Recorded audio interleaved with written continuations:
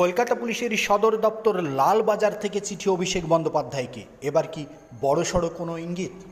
রাজ্যের রাজনৈতিক পরিবর্তনের পর প্রশাসনিক স্তরেও দ্রুত বদলের ইঙ্গিত মিলেছে।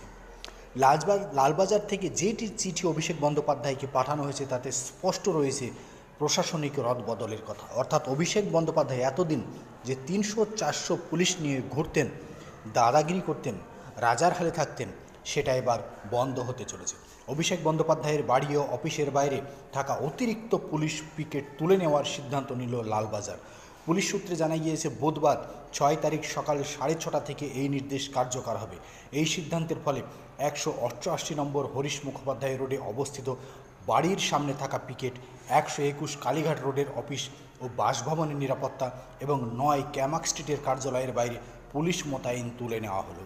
এই চারটে জায়গায় মোট ৩০০ থেকে ৪০০ পুলিশ পিকেট বসানো থাকত প্রতিনিয়ত। অভিষেক বন্দ্যোপাধ্যায়ের কার্যালয় কালীঘাটের যে এলাকায়, সেটি বিদায়ী মুখ্যমন্ত্রীর বাড়ির খুব কাছেই। পটুয়াপাড়ার সেই অঞ্চল এখন রাজনৈতিক পরিবর্তনের ছাপ স্পষ্ট।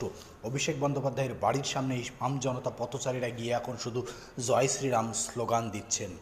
এবার অভিষেক বন্দ্যোপাধ্যায়ের বিরুদ্ধে কার্যত বড়সড় অ্যাকশান নিল লালবাজার পুলিশ।